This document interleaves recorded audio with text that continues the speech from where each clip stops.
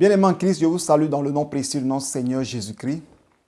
Aujourd'hui, nous allons méditer dans le livre de la Genèse, Genèse chapitre 25. Et dans ce passage, nous allons parler d'Abraham et ses femmes et ses enfants. Nous allons parler d'Abraham, ses femmes et ses enfants. Le thème qui a été donné ici, c'est les filles d'Abraham et leur héritage. Les filles d'Abraham et leur héritage. C'est ce que nous allons voir. Pour ceux qui ne savent pas, Abraham a eu 3 femmes. Et la première femme qui a été mariée légalement, reconnue par le Seigneur, puisque Abraham est passé par la légalité. Vous voyez, Abraham a marié Sarah, son épouse. Sarah est l'épouse d'Abraham. Mais les 2 autres ne sont pas l'épouses d'Abraham, ce sont des concubines. Vous comprenez? Et lorsque nous lisons la Bible, je vais citer la première femme qui est reconnue par Dieu, qui a été mariée légalement, c'est Sarah. Et après Sarah, puisque Dieu a fait une promesse à Abraham en disant qu'il va le bénir par son fils, sa descendance, et c'est pour cela que Sarah s'est précipitée et a donné, puisque la bénédiction tardait, Sarah a donné Agar la servante à Abraham, et Abraham a eu un fils avec Agar qui s'appelle Ismaël. Et après cela, Abraham va avoir encore une autre femme, c'est-à-dire après la mort de Sarah, puisque Agar aussi a été chassée, Agar est partie. Abraham va avoir une autre femme qui s'appelle Ketura. Ketura va avoir 6 enfants avec Abraham. Et quand nous lisons la Bible dans Genèse chapitre 25, je vais lire, vous allez comprendre, à partir du verset 1. Abraham prit encore une femme nommée Ketura. Elle lui enfanta Zimran, Jokshan, Médan, Madian, Jikbak et Shuash. Vous voyez, il a fait 6 enfants avec Ketura. Et comment Abraham va partager les biens entre ses 8 enfants? Vous voyez, parce que Abraham a eu 6 enfants avec Ketura, un enfant avec Agar et le fils de la promesse Isaac. Donc, 6 plus 2, ça fait 8 enfants. Vous comprenez? Et Abraham, lorsque nous lisons dans Genèse chapitre 25, à partir du verset 5, Abraham donna tous ses biens à Isaac. Puisque ici, dans ce passage, il s'agit des enfants d'Abraham, des filles d'Abraham et leur héritage, le thème qui est là. Et nous lisons verset 6. Il fit des dons aux fils de ses concubines, et tandis qu'il vivait encore, il les éloigna loin de son fils Isaac, du côté de l'Orient, dans le pays d'Orient. Bien-aimés, comme vous le constatez, lorsque Abraham a su que maintenant son temps est approché, qu'il va partir, il va mourir, il va rejoindre le Seigneur, Abraham va partager l'héritage. Mais comment il va le faire? Il va donner tous ses biens à Isaac. Vous voyez, tous ses biens à Isaac, mais les autres enfants, c'est-à-dire les enfants de ses concubines, c'est-à-dire y compris Ismaël, il va donner des dons. Il va faire des dons, c'est-à-dire, là, la Bible a bien spécifié, cela veut dire que eux, ils n'ont pas droit à l'héritage, mais Abraham, de son bon gré, a donné. La Bible n'a pas dit ce que Abraham a donné, mais Abraham pouvait donner des troupeaux. Abraham, des troupeaux peut donner de l'or, de l'argent, des habits. En tout cas, il a donné ce qu'il pouvait donner au fils de ses concubines. Mais quant à Isaac, Abraham va lui donner tous ses biens. Ici, quand on parle de biens, on parle de l'héritage. Ce qui doit rester, ce qui doit être quelque chose qui montre que tu es le fils du Père. Vous comprenez? Lorsque nous lisons par rapport à Naboth, qui avait l'héritage de ses pères, et le roi Akab voulait acheter, prendre, mais Naboth a refusé parce qu'il dit qu'il ne veut pas vendre ce qui appartient à la famille, à ses héritages, à la descendance. Donc, c'est ainsi que Isaac a reçu l'héritage, ce qui ne doit pas être vendu, ce qui est accompagné de promesses, de bénédictions. Et qu'est-ce que Abraham a fait? Quand Abraham a fait ceci, la Bible déclare que Abraham va éloigner Isaac de ses frères. Vous voyez? Et en ce lieu, ce passage veut dire beaucoup de choses. Quand nous voyons aujourd'hui sur la terre, il y a des hommes qui ont eu des enfants avant de se marier. Vous voyez? Et lorsque l'homme se marie, souvent, il y a la femme légalement mariée, l'épouse de monsieur, refuse que les enfants habitent dans la même maison que le père. Et je pense que ce sont des choses qui ne sont pas normales. Vous voyez, je vais expliquer pas à pas, vous allez comprendre. Si l'enfant vient habiter avec son père, parce que l'enfant, le père a reconnu que c'est son enfant, soit le père a eu cet enfant avant sa conversion, ou le père a eu cet enfant pendant la conversion et que la mère est décédée, vous comprenez, et il n'y a pas eu de mariage, un exemple, il n'y a pas eu de mariage. L'enfant, c'est son père, même si l'enfant n'est pas reconnu par la loi, puisque le monsieur n'a pas fait le mariage, l'enfant, c'est son père, c'est son sang, c'est le sang de son père qui est là. Donc, on ne peut pas chasser cet enfant en disant que, comme l'enfant n'est pas marié légalement, sa maman n'est pas mariée légalement, et la mère qui est mariée légalement, c'est-à-dire l'épouse, ne va pas accepter que l'enfant reste dans la maison. Vous voyez, ce n'est pas normal. Je peux donner raison à l'épouse. D'une part, si l'enfant qui vient dans la maison, qui n'est pas poli, sa maman vit encore, et qui veut créer des divisions entre l'époux et l'épouse, c'est-à-dire entre sa belle-mère et son père, parce que l'enfant veut que sa mère revienne dans le foyer, en ce moment-là, cet enfant peut être hors du foyer et le père peut s'occuper convenablement de son fils. Mais si c'est un enfant qui est venu, qui est poli, et qui reconnaît qu'il y a eu divorce ou bien il y a eu séparation entre son père et sa mère, mais qui ne s'ingère pas dans les affaires de sa belle-mère et de son père, et qui est poli, qui est respectueux, l'enfant doit rester dans la famille. La mère ne doit pas chasser cet enfant. Tu reconnais que cet enfant même, quelque part, est plus poli même que tes enfants. Cet enfant-là doit rester. Mais il ne faut pas te dire que la mère ne doit pas se dire que non, c'est pas ici, tu ne connais pas parce que ton père n'a pas marié ta mère, donc tu ne peux pas rester dans ce foyer. Vous voyez, c'est ce qui arrive souvent. Non, l'enfant peut rester, c'est son père. C'est son père. Même s'il n'est pas reconnu sur le plan de la mairie, sur le plan des autorités, l'enfant c'est son père, c'est son sang, c'est son père. Donc l'enfant reconnaît un seul père. Donc l'enfant peut habiter avec la famille. Comme je le dis tantôt, si l'enfant n'a pas un bon comportement, un bon caractère, ou même il y a des enfants comme ça qui viennent, qui sont animés de l'esprit de sorcellerie, qui a été révélé, l'enfant même a confessé. Dans ces cas contraires, si l'enfant n'est pas délivré, l'enfant refuse sa délivrance, l'enfant doit être hors de la famille. Mais le père peut s'occuper de l'enfant. Même la belle-mère peut s'occuper de l'enfant aussi. Peut même dire à son mari que est-ce que tu as envoyé l'argent à ton fils? Est-ce que ceci, cela?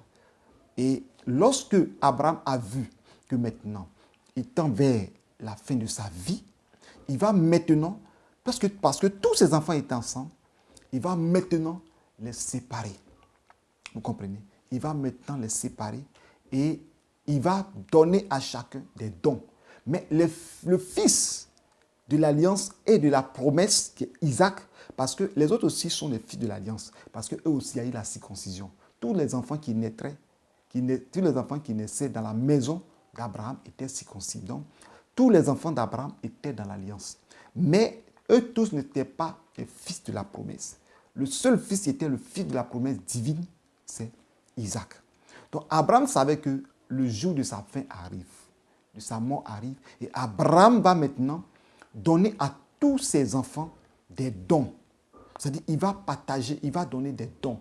Le don, c'est ce que tu donnes à quelqu'un qui peut servir quelque part. Si l'autre, il voit en lui que c'est un berger, il va lui donner des troupeaux. Si l'autre, il sait qu'il est là aussi pour bâtir, il va lui donner ce qu'il doit prendre pour bâtir. Si c'est un chasseur, il va lui donner ce qu'il doit prendre pour un chasseur. Vous comprenez? Si c'est un cultivateur, il va lui donner des champs, des portions de terre. Et c'est ce qu'Abraham a fait comme des dons à ses fils. Mais quant à Isaac, qui n'est pas quant à Isaac, qui est le fils de la promesse et de l'alliance, Abraham va lui donner l'héritage. Il va lui donner tous ses biens. Vous comprenez? La Bible déclare que Abraham donna tous ses biens à Isaac. Il fit des dons au fils de ses concubines et tandis qu'il vivait encore, il les envoya loin de son fils, du côté de l'Orient, dans le pays de l'Orient. Vous comprenez? Donc Abraham savait que si les enfants restent ensemble, il va y avoir question de leadership, question d'héritage, et tout, ils diront que c'est notre père. Donc c'est que Dieu a réservé à Isaac la promesse que Dieu a donnée à Abraham en disant que de toi sortira une multitude de nations. Cela va créer des troubles, des divisions. Et Dieu savait que Isaac est le fils de la promesse. Isaac a été celui qui devait être sacrifié sur le mont Morija. Et c'est l'image qui préfigure Christ. Donc il faut que Abraham l'éloigne des autres. Donc il y a eu un éloignement. Et l'enfant était là maintenant, resté seul avec son père et a compris qu'il est l'héritier. Et lorsque nous continuons, la Bible déclare qu'après cela, Abraham mourut à 175 ans. Et c'est ainsi que Isaac et Ismaël et les autres frères d'Isaac et d'Ismaël sont venus et ils ont enterré leur père. Et quand ils ont enterré leur père, chacun va aller de son côté. Et nous lisons le verset 11 qui dit « Après la mort d'Abraham, Dieu bénit Isaac son fils. Il habitait près du puits de Lachaï Roaï. » Vous voyez que vous devez être patient. Parce que souvent dans les familles, les gens ne sont pas patients. Le père peut donner des biens. Mais le père n'est pas encore mort. Mais l'enfant se dit qu'il est l'héritier et déjà même avant la mort du père, l'enfant fait ce qu'il veut. Mais vous voyez ici que Isaac avait des biens, mais Isaac n'était pas béni. Écoutez bien ce passage.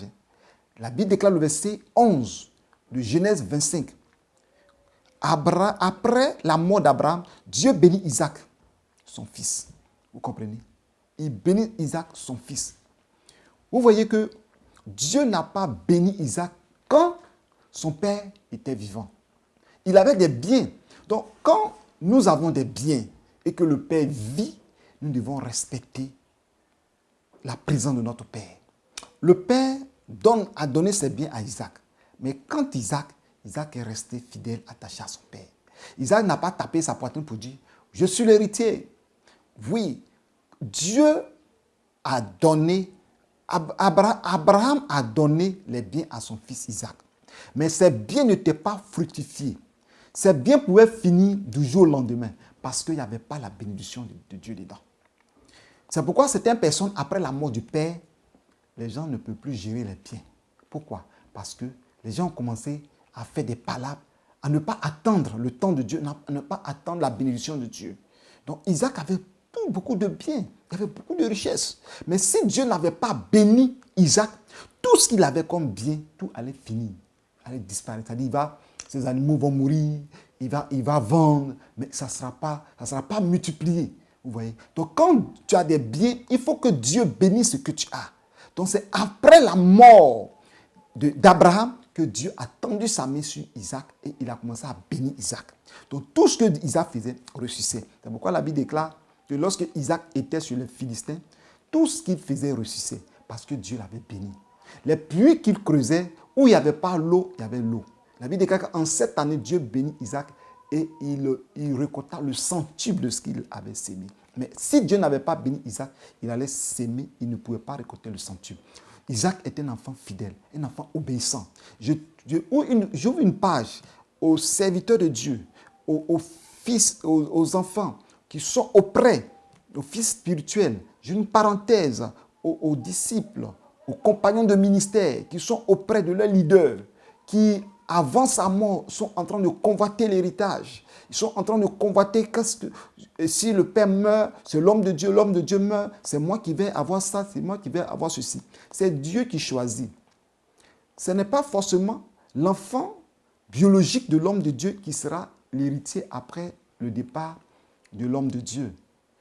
Et ça peut aussi l'enfant biologique qui peut être l'héritage du ministère, de l'œuvre que Dieu a établi. Tout dépendra de celui qui sera auprès de l'homme de Dieu. Tout dépendra de celui qui a œuvré fidèlement dans la patience, dans les épreuves avec l'homme de Dieu. Et Dieu lui dira que si tu n'es plus là, que ce soit ton fils qui a été fidèle ou un des collaborateurs qui a été fidèle, c'est à lui que Dieu va donner les choses. Et vous savez que quand il y a la tête, Dieu ne bénit pas ceux qui sont à côté. Dieu ne bénit pas. Souvent, les gens sont dans le ministère, ils disent que oui, l'homme de Dieu est béni, l'homme de Dieu a l'argent, nous aussi on n'est pas béni. On n'est pas béni. Dieu ne fait pas ces choses comme ça. Dieu reconnaît lui qui a la tête, le leader. Dieu est un Dieu d'ordre et qui respecte l'hiérarchie. Vous comprenez? Donc, tu peux être dans le ministère, tu peux avoir des biens, mais tu ne peux jamais t'égaler avec celui que Dieu a établi. Regardez dans le monde entier, la plupart des serviteurs de Dieu qui sont des leaders, et leur bénédiction dépasse ceux qui sont auprès d'eux. Mais eux aussi, ils sont riches, ils ne manquent de rien. Mais ils ne doivent pas envier le leader, parce que le leader a beaucoup de privilèges, eux aussi n'ont pas de privilèges. Donc eux aussi, ils veulent être au même niveau, ils veulent même dépasser le leader. Dieu est un Dieu d'ordre, c'est un Dieu d'hierarchie. Lorsque tu travailles avec quelqu'un où tu es avec ton patron, mais ton patron lui-même qui t'a embauché, tu veux que ton salaire soit au même titre que ton patron. Ce n'est pas possible. Même ceux qui ne sont pas chrétiens ne peuvent pas accepter ça. La plus forte raison, la parole de Dieu nous dit de ne pas s'égaler avec ton leader. C'est ici que vous voyez que lorsque le diable voulait s'asseoir sur le sommet des montagnes, il a été précipité parce qu'il voulait être semblable au très haut. Il voulait être semblable à Dieu. C'est-à-dire qu'il veut être comme Dieu. Ça n'a pas marché, il a été précipité. Donc Isaac est un fils respectueux, obéissant, qui sait attendre le temps de Dieu.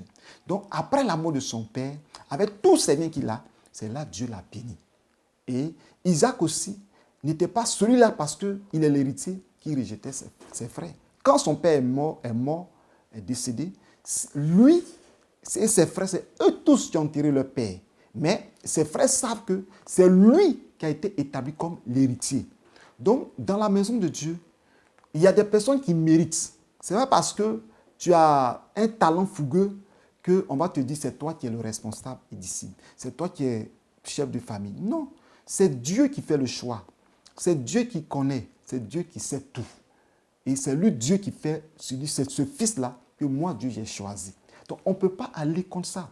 Dans une famille, il peut y avoir beaucoup de personnes. Mais parmi ces beaucoup d'enfants, il peut y avoir un seul serviteur de Dieu, ou deux, ou trois. Vous comprenez? C'est Dieu qui fait le choix. Les autres vont beau faire, mais ne peuvent pas devenir serviteurs de Dieu. Ou dans une famille, il y a un que Dieu l'élève sur le plan financier. Les autres vont beau faire, ils vont avoir de l'argent, mais ils ne peuvent pas l'égaler. C'est Dieu qui fait tout, qui choisit. Vous comprenez?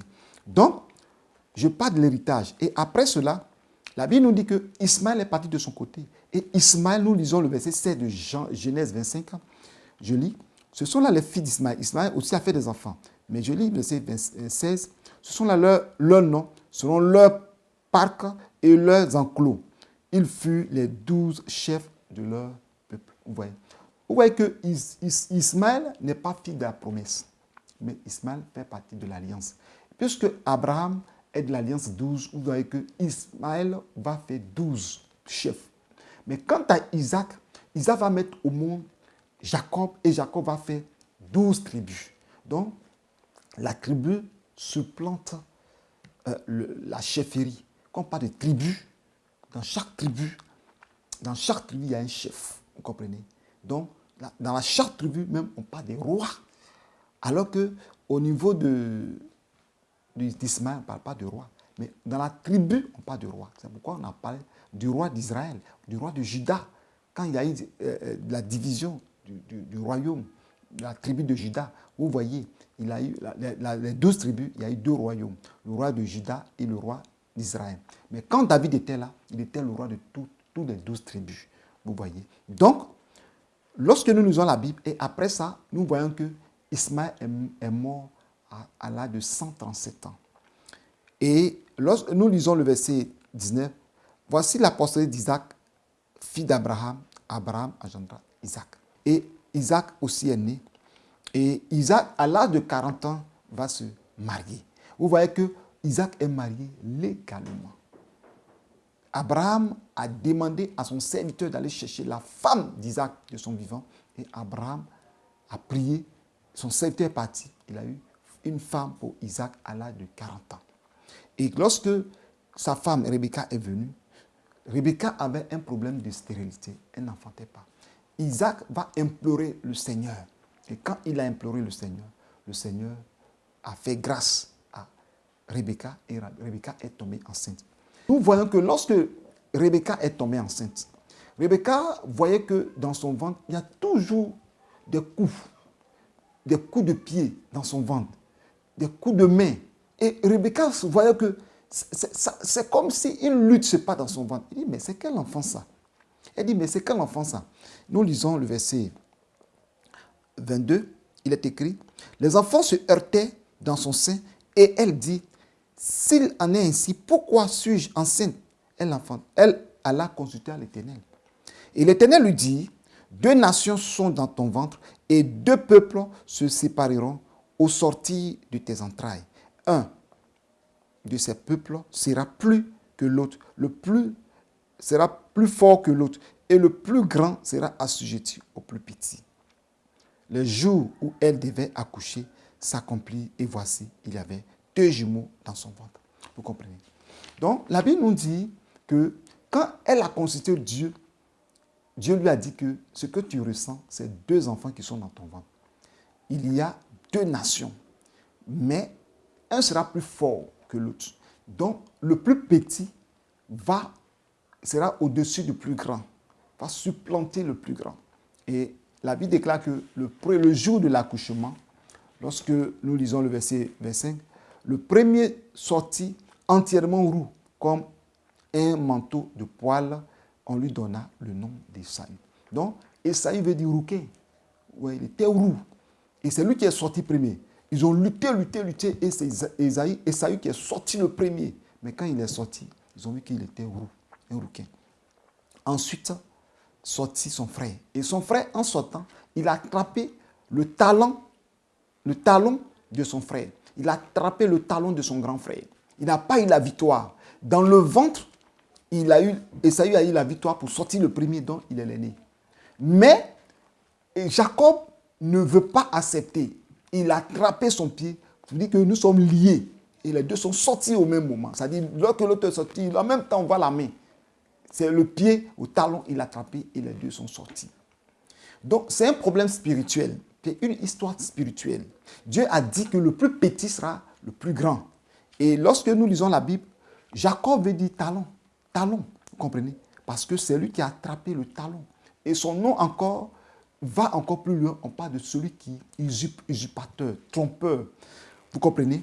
Et nous lisons ce passage. La Bible déclare que lorsque il devient grand, Ésaü, lui, il devient un habile chasseur.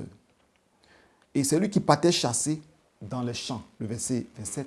Et Jacob était à la maison, dans les tentes, avec sa mère. Qu'est-ce qui va se passer? La Bible déclare que Isaac, son père, va aimer le chasseur, va aimer Ésaü. Ésaü, pour quelle raison? À cause de ce qu'il lui donnait toujours de la viande pour manger. Et le père était heureux, le père l'aimait comme un chasseur. Vous voyez, Isaac aimait Ésaü parce qu'il mangeait du gibier et Rebecca aimait Jacob. Vous voyez? Donc, l'amour était partagé. Le père aimait l'aîné parce que l'aîné, c'est un grand chasseur. La mère aimait le petit parce que Dieu a dit, et c'est la mère qui sait que le plus petit sera le plus grand. Donc, la mère savait que c'est le plus petit qui sera l'héritier. Donc, elle avait ses yeux sur lui. Elle lui donnait des conseils. Mais en temps, le plus grand, lui, il est parti dans les champs. Donc, effectivement, lorsqu'on veut voir, le fils ne sait pas, le fils aîné ne sait pas que son petit frère sera le grand frère.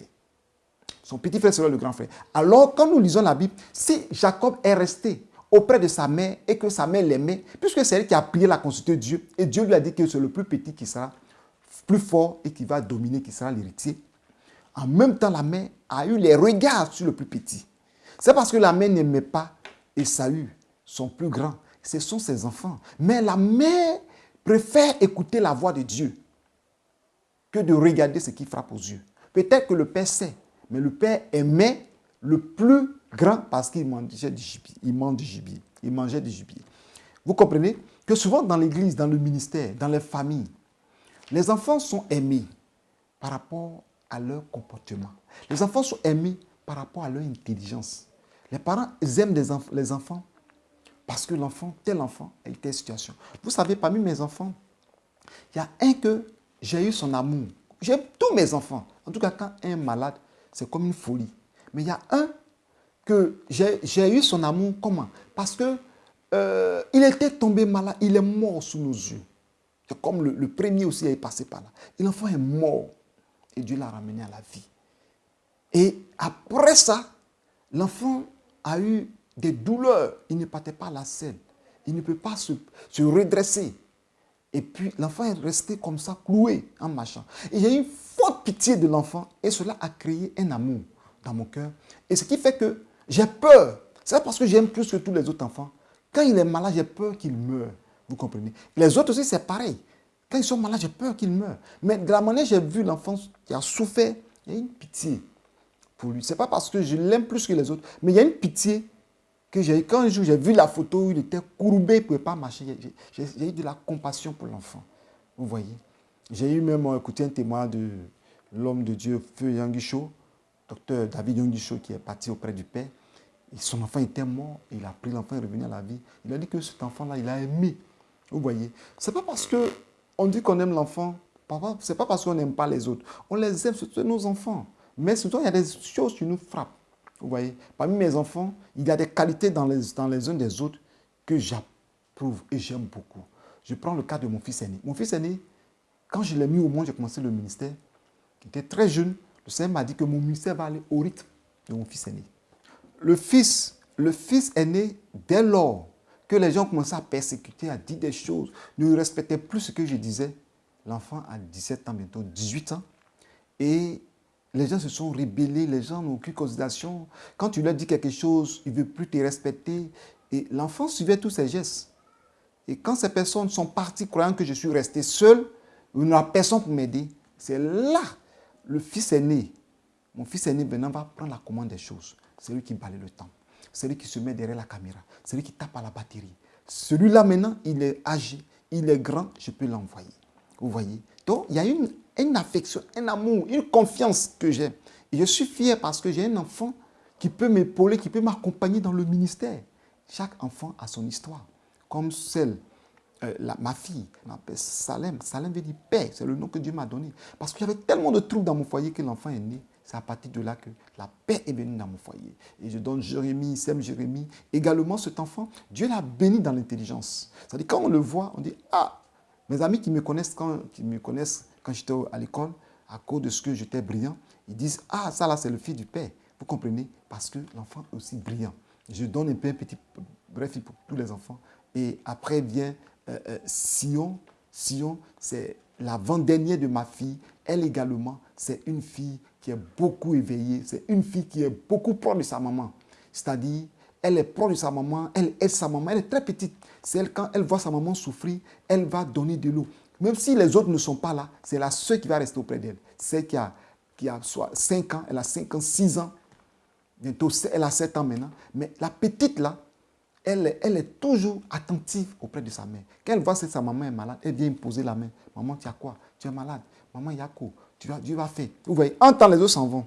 Les autres viennent, passent, ils crient, mais ce n'est pas le problème. Donc, chaque enfant, Dieu a mis quelque chose en chaque enfant. Aujourd'hui, j'ai la dernière qui est née, je bénis le nom de Dieu aussi, que Dieu m'a envoyé une fille encore, qui s'appelle Néhi Sarah. Ça veut dire lumière en araméen, en hébreu.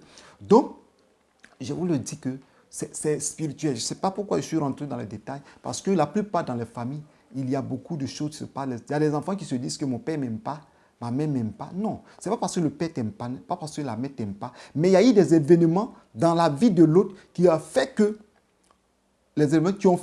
le père a une compassion et une affection pour ton petit frère ou bien pour ton grand frère. Ou bien, c'est au moment que l'autre est né que tout a commencé à aller dans la vie. Ce n'est pas parce que toi qui portes malheur, mais c'est comme quelque chose qui a marqué le père, vous comprenez, ou la mère. Donc, tous les enfants sont aimés au même niveau. C'est pourquoi Dieu n'a pas fait de ça. Dieu dit qu'il aime il aime Jacob, mais il a haï Ésaü. Pourquoi? Parce que Ésaü, malgré qu'il partait au champ, parce que peut-être qu'il avait un caractère. Il était un chasseur de caractère.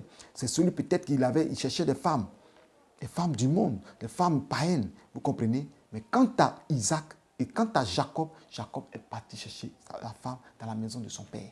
Vous comprenez? Donc, vous comprenez que la parole de Dieu est réelle. Les pères, aussi je vous le dis, ne faites pas la différence entre les enfants. Aimez-les du même niveau. Mais toi, le père, tu sais quelle action qui est dans la vie de l'autre qui te touche. Tu comprends, non? Quelle action qui est dans la vie de l'autre qui te touche. Vous voyez? Ma fille, par exemple, qui est la grande actuellement, elle, maintenant, avant, on prenait des servantes. Mais maintenant, plus de servantes. C'est ma fille qui prépare pour sa maman. Elle a accouché, c'est elle qui s'occupe de sa maman. Elle fait tout pour sa maman. Vous voyez, chaque enfant a une grâce dans sa vie. Chaque enfant a un rôle important dans la vie. Donc, vous devez comprendre les enfants. Ce n'est pas parce qu'on aime l'autre que l'autre. On vous aime tous. La preuve, la mère aimait Jacob et le père aimait Ésaü. Donc, l'amour était partagé. Vous comprenez? Mais chacun avait sa raison. Parce que la Bible déclare que Isaac aimait Ésaü parce qu'il lui donnait de la viande à manger. Vous comprenez? Et Rebecca aimait Jacob. Rebecca aimait Jacob parce qu'elle a reçu une révélation de Dieu pour dire que cet enfant-là porte tes regards sur lui parce que c'est lui qui doit hériter son père. Et lorsque nous voyons que quelque chose va arriver, le grand frère, sans le savoir, va vendre son droit d'aînesse. Il vient des champs, il arrive là et il voit qu'il y a la nourriture, il a faim. Son frère a fait du mets. Et il lui a dit que donne-moi du mets parce que j'ai faim. Il lui dit que non, c'est mets. Jacob lui dit que si tu veux que je te donne du mets, à partir d'aujourd'hui, déclare que je suis ton grand frère et toi tu es le petit frère. Il dit, oh, laisse tomber. De toute façon, moi je vais mourir. Voilà ce qu'il dit, verset 32. Voici, je m'en vais mourir. À quoi me sert ce droit d'aînesse? Vous voyez? Il y a des gens qui méprisent leur droit d'aînesse. Les gens qui méprisent leur ministère. Les gens qui méprisent ce que Dieu a donné. La Bible déclare, Paul a dit à Timothée, que personne ne méprise ta jeunesse. Mais lui-même, il a méprisé ce qu'il a en lui. Ne méprise pas le don qui est en toi. Ne méprise pas le talent qui est en toi. Ne méprise pas ce que Dieu a mis en toi. Il a méprisé son droit d'aînesse. Et il s'en va vendre son droit d'aînesse pour un mais. Aujourd'hui, ces choses arrivent. Parce que par les cadeaux, les gens envoûtent. Par les cadeaux, les gens prennent la grâce des gens. Vous voyez que les gens vont jeter l'argent dans la rue. Tu t'en as ramassé. C'est un échange. C'est-à-dire que tu donnes pour toi qui est en toi et ils prennent pour toi. C'est pourquoi nos enfants ne doivent pas manger partout. Parce que le sorcier utilise la Bible pour aller contre nous. Le marabout va utiliser la Bible pour aller contre nous. Il va lire. Il sait que on peut vendre le droit d'aînesse par un cadeau, par un présent, par un mets. C'est pourquoi vous allez voir qu'ils vont faire quelque chose. Il va donner à tel enfant, va donner à telle personne. Nous devons prier pour nos enfants qui vont à l'école. Vous comprenez que la parole de Dieu est claire. Et le grand frère, sans le savoir, il mange et il dit, avant de prendre son petit frère, il faut jurer. Il faut jurer que tu es le petit frère sur le grand frère. Et il a juré. Bon, écoutez, c'est la nourriture. Mais lorsque nous lisons le verset 34, alors Jacob donna à Ésaü du pain et du potage de lentilles. Il mangea et but, puis se leva et s'en alla. Il n'a pas mesuré les conséquences. Mais Jacob, lui, il a usurpé la grâce qui est sur sa vie. C'est ainsi qu'Ésaü méprisa le droit d'aînesse. Ne méprise pas ce qui est en toi. Dieu a mis des talents en toi. Tu te dis que non, tu es un prophète. Il y a des grands prophètes qui sont là. Il y a des bishops. Tu as des grandes églises. Toi, tu n'as pas d'église. Tu as une petite église. Est-ce que tu sais ce qui est en toi? Tu ne sais pas ce qui est en toi. Quelqu'un peut avoir une grande église plus que toi. Mais il y a quelque chose en toi qui surprend ce qui est en lui. C'est ce que vous devez comprendre. Dans la famille, il y a des gens qui peuvent être grands avant toi. Mais Dieu sait ce qui est en toi. Demain, tu peux les dépasser. Vous comprenez? Donc, nous ne devons pas négliger ce que Dieu a mis en nous. Ésaü ne savait pas qu'il y avait quelque chose de grand en lui, le droit d'aînesse. Mais il a méprisé son droit d'aînesse. Ne méprise pas ta jeunesse. Ne méprise pas ton travail. Ne méprise pas le lieu où tu habites. Ne méprise pas ton ministère. Ne méprise pas ce que tu as. Mais toutefois, il faut être fidèle et obéissant. Respectueux. C'est ainsi qu'il y a les serviteurs de Dieu qui sont animés de l'esprit des démons, qui viennent donner des présents à leurs collègues, en faisant des prières à la maison, en parlant sur des trucs. Je vais partir, Seigneur, je vais faire alliance avec son ministère, je veux que tu me bénisses. Lorsque je vais lui donner ce présent, ce qui est en lui là, il faut me donner. Il faut que j'ai la puissance de lui, j'ai la double onction qui est sur sa vie. Moi, j'appelle ça la sorcellerie. Si tu veux cette chose, viens t'asseoir avec l'homme de Dieu ou avec la servante de Dieu. Servante de Dieu, prie pour moi, bénis-moi. Je veux que ce qui est en toi, Dieu me donne la force. Quel est ton secret? Il va te montrer. Mais tu fais une prière rusée en t'appuyant sur le passage biblique. Et tu penses que Dieu au ciel là-bas, il va te bénir. Et ça devient de la sorcellerie dans le corps de Christ. Ça devient de la sorcellerie. Il ne faut pas prendre un présent pour aller donner à un collègue serviteur de Dieu ou bien à une personne comme ça, en faisant des incantations. Moi, je n'appelle pas ça prière, j'appelle ça des incantations, des imprécations. Et tu fais ces imprécations et puis tu viens lui donner. Homme de Dieu, ça c'est mon offrande. Servant de Dieu, ça c'est mon offrande. Alors que tu sais ce que tu as dit dessus, des imprécations que tu as fait dessus. Si lui aussi, il n'est pas dans une bonne position, tu vas troubler son ministère. Et lui aussi, ça va tomber et il va t'endiner. Et c'est ainsi que beaucoup de serviteurs de Dieu étaient bien élevés. Ces gens ont fait des imprécations qui sont tombées. Mais si tu sais que tu t'es élevé, que tu es tombé, ou depuis la rencontre avec certaines personnes, ton ministère a commencé à tourner et que ces personnes ne sont pas sincères, ce n'est pas toi d'eux. Abraham a éloigné Isaac de ses frères. Il sait le pourquoi. Vous comprenez? Pour ne pas que la promesse de Dieu qui est sur sa vie soit usurpée par Ismaël ou par les autres frères. Vous comprenez? Donc c'est là que je vais m'arrêter. C'est très important. Ça fait partie aussi du ministère. Ceux qui sont dans le ministère, qui sont près des hommes de Dieu, il y a des gens qui sont zélés, qui courent à gauche, à droite, qui font l'œuvre de Dieu avec zèle. Amen. Et c'est comme le chasseur. L'homme de Dieu peut l'aimer. Mais lui que Dieu veut l'utiliser, il est là. Je ne dis pas qu'il est là, il est paresseux, Dieu va l'utiliser. Jacob était resté parce que sa main l'a retenu auprès de lui. Ceux qui ne sont pas les fils de la promesse, des héritiers, ce sont des personnes qui n'ont pas la tête tranquille, qui vont un peu ici, qui sautent un peu ici. Si Esaü était resté fidèle et partait, il revenait à la maison, il restait à la tente, il écoutait les conseils de sa mère, peut-être que cela allait s'arranger. Mais après, qu'est-ce que Isaac va faire? Isaac va bénir Jacob et il prophétise qu'il est le grand frère parce que lui-même l'avait méprisé. Isaïe avait méprisé son droit d'aînesse. Il a béni d'une bénédiction de là que nous allons voir ça plus tard parce que la bénédiction que Isaac a donnée à Jacob est une bénédiction de droit d'aînesse, une bénédiction financière, une bénédiction religieuse, spirituelle, une bénédiction de famille, des nations. Il a donné à Isaac la postérité d'Abraham. Ce n'est pas Isaac et pas Jacob plutôt. Il a donné à Jacob la postérité d'Abraham. Ce n'est pas lui que la postérité va venir. Ce n'est pas lui que le Christ doit naître. Donc, bien aimé, c'est pourquoi Paul a dit ne méprise pas ta jeunesse. Ne méprise pas ce qui est en toi. Si même quand on dit ne pas dans ta jeunesse, ça peut être un monsieur âgé, un vieux. Mais ne méprise pas ce qui est en toi. Ne méprise pas ton ministère. Si tu as eu des cas comme ça qui sont arrivés dans ta vie, que tu as tout perdu, tout est possible à ceux qui croient. Que le Seigneur vous bénisse et que sa grâce soit sur vous.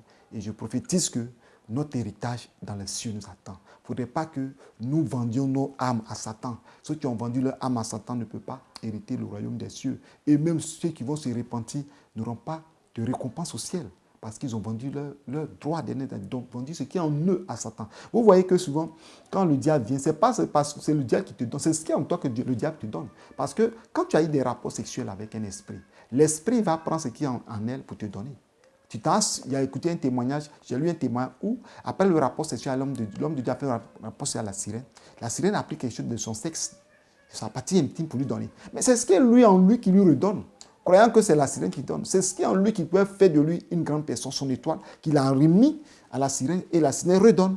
Et aller têter le sein de la sirène, c'est ce qui est en lui qu'il reprend. Tu comprends? Donc, ne vous hasardez pas à rentrer dans les faux trucs, les choses qui ne sont pas de la gloire de Dieu.